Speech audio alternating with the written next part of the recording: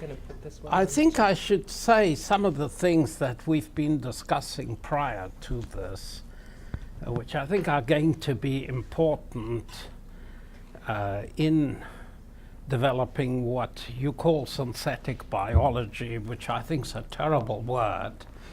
And in fact, as I said its only virtue might be that it could eliminate systems biology from our discourse. Okay?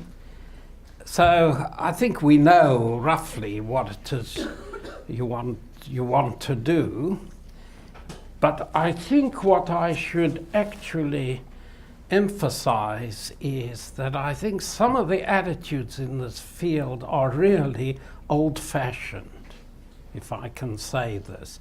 In particular, these are the ones of my good friend Drew Endy, that you build everything bottom up. As you will hear, I'm a great person for middle out. Start at some level of organization that you can contemplate. So for me, an organism like myself, my unit of discourse, my level of abstraction is the cell. So from the cell, I look up to the organism, which is a network of cells. And from the same cell, I look down to the molecules, because the cell's a network of molecular interaction. So I have a conceptual level there that I can also say that it allows me to be what I call a pragmatic reductionist. That is, I simply reduce everything to the level which it is pragmatic to do to offer causal explanations. By the way, causality is another one of the victims of the latest, the way biology is being done now. In fact, I've seen literally cause and effect totally reversed. In other words, an effect which is noticed now in the human genome is the explanation for, and had caused something in the paper that we know is at least 400 million years old. So nobody, you see, so everybody's just, and the main reason is that the only things that read all these genomes are computers. No human being actually reads a genome, and I should tell you that that's what I'm doing now. I am reading the human genome from one end to the other. It's marvelous. I've done the first 5 volumes, first 5 chromosomes. But I think it's, if you read that, and to think that this is territory, perhaps other people have just looked at 1 or 2 of the regions, but this is territory that has been traversed many times by these extremely stupid but obedient computers.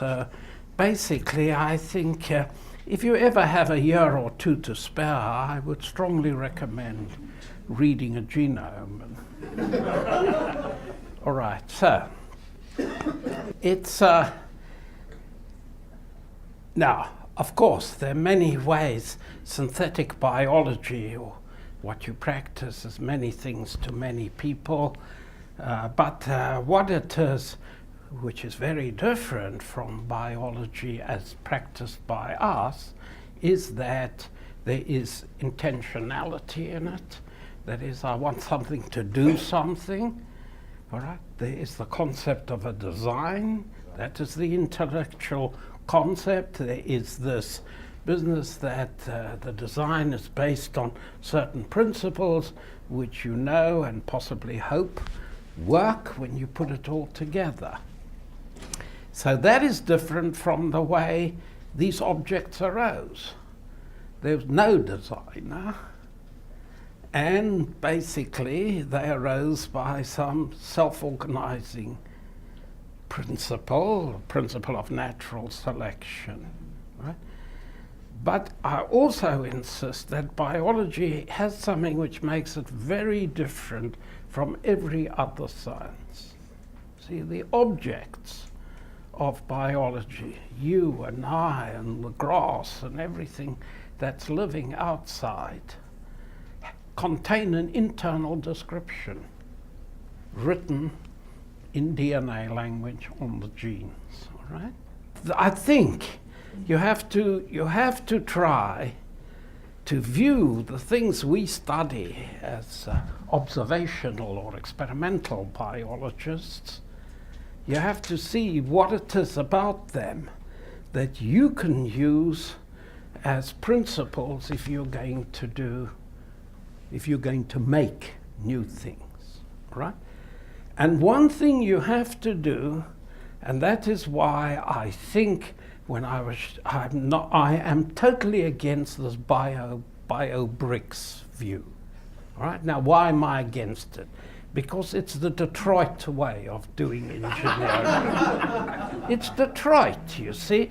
You go in there and you've got a place there, you've got a chassis and you've got wheels and you sort of, this engine, and you sort of draw them out and you say, I'll have 6 of those. It may also have been the old way we built electronic circuits at the beginning of the last century. You got a resistor and you got a couple of capacitors and you wired them up together, with a soldering iron, and that's the way we did it. We had components which we wired up. And I think the better analogy for us to do engineering is the integrated circuit. Okay, that's the modern way. So to hell with bio bricks, you don't need them.